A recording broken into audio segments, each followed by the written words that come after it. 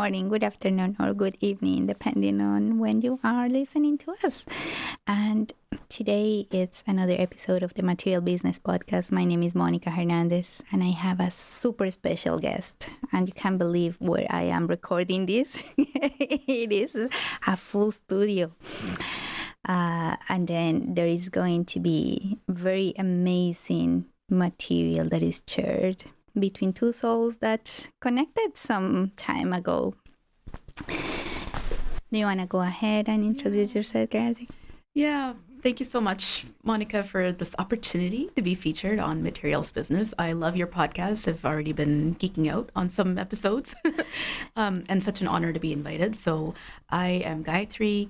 I am the founder of Campfire Kinship. We're a social enterprise building inclusive cultures through storytelling. I am also an engineer, and similar to you, I transitioned from my corporate career after 17 years in the oil and gas and mining industries into starting my own business. And so it's been a really wild journey, but as I'm sitting here in this beautiful full studio with you, I'm just looking across the window here and I see the engineering building, which is where I went to school, and took electrical engineering some 25 years ago. The building is still standing and I'm still standing. So it's such a pleasure to be here with you today. Well, thank you. Thank you for coming. And perhaps we have a lot of commonalities, like we said, being, wearing many hats. But maybe you can tell me a little bit how was the transition for you, or when that spark of I need to do something different came to you? Yeah, speaking of many hats, I love that you bring it up because I'm also a mom and, a partner, a daughter, sister, all these things. And I was really starting to think about, I think around 10 or 15 years into my career, is this where I belong? Is this where I belong? And is this sort of the example that I want to lead with for my kids? Mm. And for them to see that mom's happy in her career and mom's doing something that she truly believes in and that is worthwhile. And to be honest, I struggled with that for myself.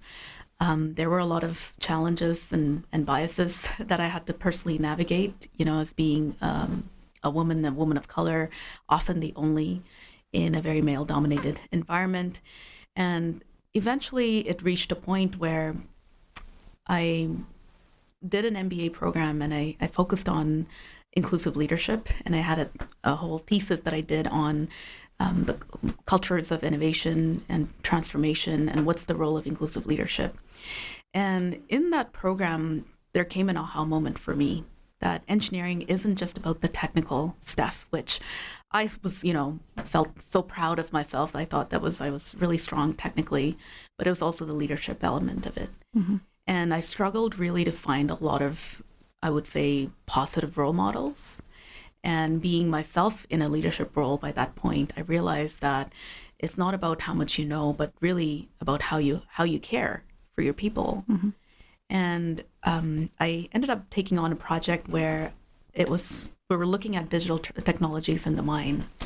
And through my project thesis, which was connected to my MBA, I researched human-centered design. And I proposed to my leaders at the time that I actually want to go talk to the people in the field and understand their stories and understand their lived experiences, their pain points, their struggles, their problems, as opposed to just kind of recommending best practices or new technology. And I can tell you, I think that was a novel idea at the time, even though the concept of human-centered design has been around for a long, long time. That still was unheard of. That it's like, what? You want to go talk to people? What? Why do you want to do that? But the difference was day and night, because when I did talk to people in the mine, the first thing I heard was, wow, thank you for making the time to come here. Mm-hmm. And no one's asked us before for what we think. Mm. Thank you for caring. And that was sort of my turning point for me to realize that if you want to change something or if you want to propose new technologies or solutions, you do need to create some buy-in. And that buy-in comes from the people who are actually going to be impacted by that solution or technology. The best ideas come from there because people are closest to their own lived experience, right? They're the experts in their own lived experience. So why wouldn't you ask for those ideas? Mm-hmm. And so when I saw how well that worked in the digital technology space, I realized that if it can work there, it needs to work in other areas, including ED&I. Mm-hmm. And interestingly enough, I was also in a role where I was leading ED&I programs for our employee resource groups. And again, I would see, all of this intent, best intent, strategies, policies, but it was missing the stories of the people Mm-hmm. and what their true lived experiences were. So I decided that, on, I guess, my own hypothesis that I was going to bring more empathy into the world through sharing stories. And when COVID happened, it became sort of the free time that I had in the evenings. I no longer had to travel or commute. And I literally opened up an Instagram account. I started sharing stories of women in STEM. Mm-hmm. And I ended up certifying in a method of storytelling. It's called guided autobiography. Next thing I knew, I was leading workshops. I was being asked by other companies and magazines to help them with their storytelling. And it reached a point where I decided I'm not going to be able to have a full-time job and do this on the side. And it was a very, at the time, felt like a scary cliff to jump off. But here I am, Mm-hmm. and there's no looking back. Absolutely. So if there was one thing that you can travel time and go back and tell that person that is doing all those things that are novel and different, what will you say to that younger version of you that is doing all these challenges, like challenging the status quo? I would say that you are enough. Mm-hmm. And I would say that no matter what anybody else thinks or doesn't think or say or doesn't say, or in the absence of external validation, you are still enough. That's amazing. And that's one point that I think we as a I don't know if the guys also find that necessity, but there is a lot of requirement, I guess, in as a girls to get that validation. And so what are like some tips that have helped you being confident and having that, I know I don't care what they think about my yellow blouse, I'm gonna wear it because it's nice? Which I am wearing a yellow blouse. I love that question. And I've often wondered, is it something that typically happens to women and girls that we often question ourselves, or we're chasing external validation? And if so, why is that? Or is it that we just need to walk in with that confidence already, right? And not be looking for it. And, I think it's a combination of both. And I know we've talked before about individual versus systemic, but if you're in a room where you pick up that people aren't really welcoming of you being there, maybe they're not making eye contact, maybe they're even rolling their eyes when you ask a question, their body language, if they're stiff and turned away from you, or nobody comes and sits next to you when you sit down, right? I've had all of those experiences. Yeah, me too.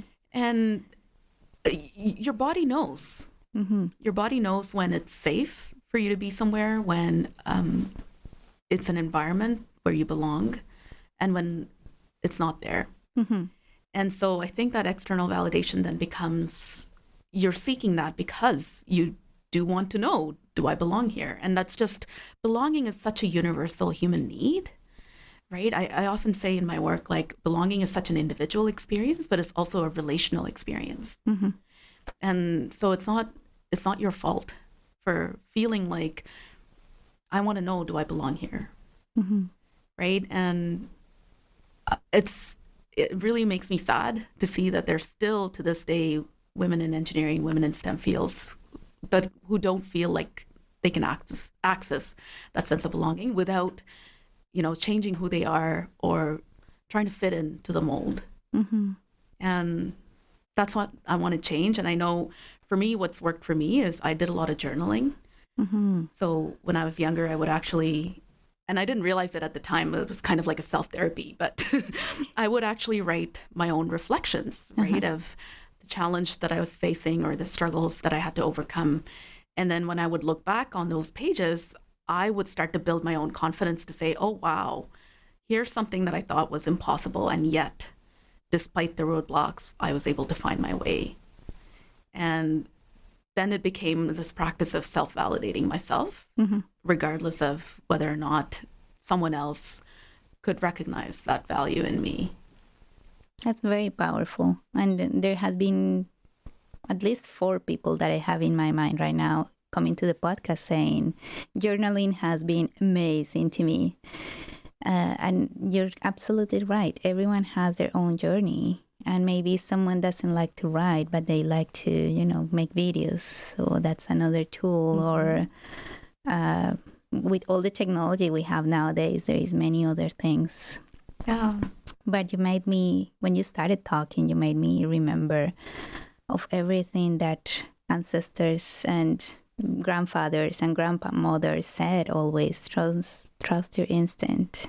That gut feeling that is telling you something maybe not right, and we silence that. If I recap in my life how many things that happened to me I would have avoided if I would have listened to that gut feeling, which is always within you. It is totally within you. So don't search for things outside. I guess is it's all within you. Yeah. And boy, would it be nice to also have someone externally say, you're doing a good job, right? Or thank you for your efforts, for your contribution on this project. It would. But once you reach the point that, like, I am that weirdo that goes into an elevator and there is a mirror and I look at that and I'm like, I love you, Monica. And I fix my hair and you look so good today. Oh, that blouse is really good on you. But that's me now after 40. Yeah. That wasn't the 21-year-old that got, into industry. It had to be. We are, I guess we are who we are because of the experiences. But if by what we are doing here, we can help someone start maybe a path that they never thought of. Yeah. That's kind of why we are doing things here. So yeah, totally. And you're right. Even in my 40s now, I have that wisdom, I'd say, that age brings to know that, if someone's criticizing you or if someone's giving unwarranted sort of critique, that's really on them. That's not on you. But to the 21-year-old who doesn't know or who lacks the life experience, it's easy to personalize that. And just, really feel down when you don't get the external validation. And so I hope if there are any younger women listening to this, that it's still that idea or that truth of listening to your instinct and knowing that you're okay and you're more than okay. Your goals, your dreams are valid, and believe in yourself. That's amazing. And it's a really good message to get to everyone. To all the audience. It's if we learn to love ourselves, a lot of things change. Yeah. Because then you start acting on from that front instead of trying to think, how can I fit? It's more effort. Because you need to kind of act and then do things the way you think. They think of what you think they think is like non-stop. Yeah, I mean, just the cognitive resources that are going into like trying to fit in, right? Yeah. Okay, well, thank you so much. Do you have any message for the audience? I know we are past our time here, but it was so nice being in this studio with you. I loved your energy. I love the work that you're doing. Thank you very much. From my heart and from all the other girls that are out there and all the leaders that need to know how to lead. Thank you so much for all that you bring to them. Yeah. And I want to tell you, you are amazing and your vibration is really, really good. You're bringing lots of nice things to this world. Oh, thank you so much, Monica. That means so much to hear that. And I feel exactly the same way with you. I know recording our podcast for Heart to Heart, I felt that vibration equally with you. It's just such an honor. And in terms of a message, I guess I would just say your story is worthy. Mm-hmm. And that's for anyone who's listening and who might be maybe on a different journey or maybe thinking about what their next steps are, and just know that your story's worthy. And just by you being able to reflect on it, and maybe if you have 5 or 10 minutes and you're into journaling, you can actually start that process, right, of reflecting on what that journey was like for you. And I promise you'll find some gems and your own wisdom in there to know that you're absolutely worthy. And so I just hope that if you're listening to this and you feel called to dig into your own story. Amazing. And we are going to put all of the links from the podcast and the book and all those amazing things that you do down below, but just quickly how they can reach out. Yeah, absolutely. So my website is campfirekinship.com. You can also reach out on social. I'm mostly on LinkedIn and Instagram. Mm-hmm. Those seem to be the two channels that get more engagement. So I'm keeping my time to there. So my handle is campfire_kinship on Instagram, or Campfire Kinship on LinkedIn. And the book is called Landed. It's on the stories of immigrant women. So I gathered 37 immigrant women from 30 countries of origin here in Calgary to write about their immigration journey. It's a very special project, and I would love for folks to check it out. It's called Landed: Transformative Stories of Canadian Immigrant Women. Amazing. Well, thank you so much for being with us today, and then we'll see you in the next episode, I guess. You bet. Thank you, Monica. Thank you.